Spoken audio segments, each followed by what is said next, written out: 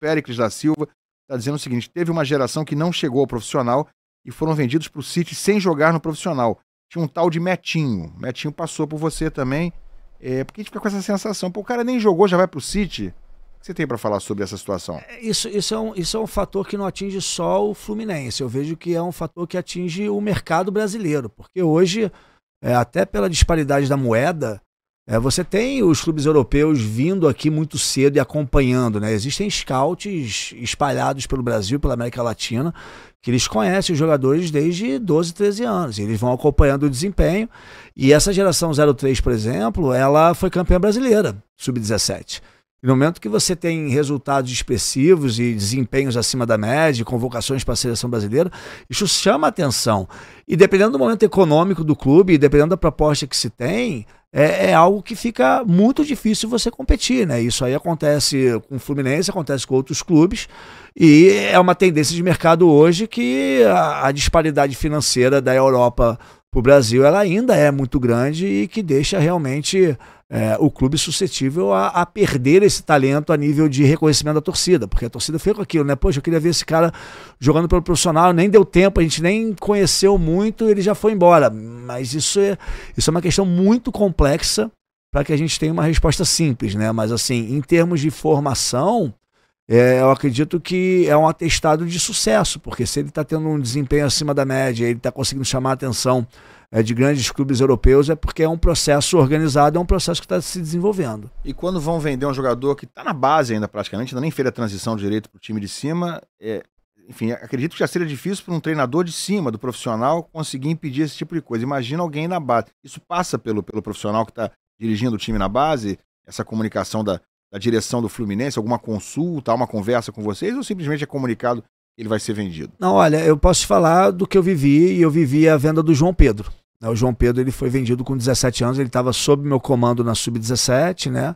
A gente tinha feito uma Taça BH de altíssimo nível, e na época a diretoria me chamou para falar que tinha uma proposta para o João Pedro e para pedir um relatório do João Pedro, né? Isso a gente tinha que entregar, é parte da metodologia que a gente montou, né? São os relatórios de avaliação individual de 3 em 3 meses para a gente poder acompanhar e fazer os planos de desenvolvimento individual, né?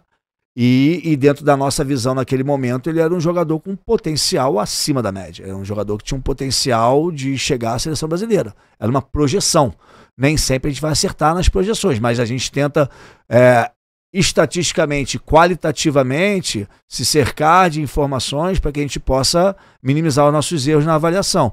E o João Pedro foi um cara que foi vendido, ele pediu para ficar na Sub-17, né? Ele ficou na Sub-17 até o final do ano, e sobe profissional, tem um desempenho acima da média durante um curto tempo que ele ficou aqui, porque ele já estava vendido quando subiu o profissional do Fluminense, né, para o Watford, e logo depois vai para o Watford, e hoje está aí tendo uma carreira de grande sucesso, convocações para a seleção brasileira, mas são situações que vai depender muito do momento para ver se o treinador vai ter essa capacidade.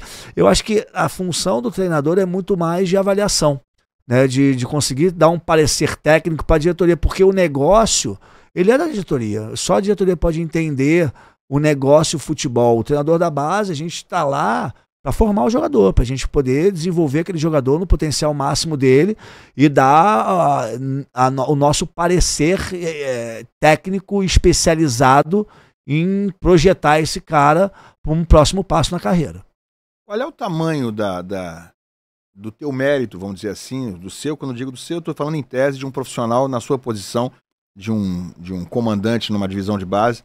Qual é o tamanho da responsabilidade ou do mérito na formação de um grande jogador, você sendo o comandante dele quando ele tem 17, 18 anos, por exemplo, do André, do Martinelli, do Luiz Henrique, do João Pedro, quanto você entra de percentual para que ele consiga realmente se estabelecer e vingar na profissão? Eu vejo que o treinador é o líder de um processo, né? E ele precisa saber utilizar a estrutura como um todo. Então, os clubes hoje, na base, eles têm excelentes profissionais em diferentes áreas. Então, você tem psicólogo, você tem assistente social, você tem preparador físico, você tem coordenadores técnicos, metodólogos. Quanto mais esse treinador conseguir engajar essas pessoas dentro dos projetos individuais, mais ele vai ter chance de liderar um processo. Mas ele não faz nada sozinho. O treinador, ele é o cabeça, ele é o responsável por criar esses planejamentos, mas ele tem que soltar os projetos para as diferentes áreas. Ou seja, vamos dar um exemplo aqui básico. Se a gente tem um jogador hoje, por exemplo, que precisa desenvolver fisicamente, ou seja, o jogador ele não é maturado e ele precisa desenvolver a parte de força dele. O treinador precisa liderar esse processo e passar esse projeto para a preparação física e ter controle, mecanismos de controle para saber se aquele jogador está evoluindo ou não naquele plano de ação. Isso é o mérito do treinador. Mas assim, chegar e falar que o treinador formou, não, o treinador ele fez parte de um grande grupo de trabalho, porque não só no Fluminense, mas em muitos clubes aqui no Brasil, existe uma estrutura muito grande por trás de todo o trabalho. Existem diversos profissionais, existem diversas metodologias, diversos processos que você tem que cumprir.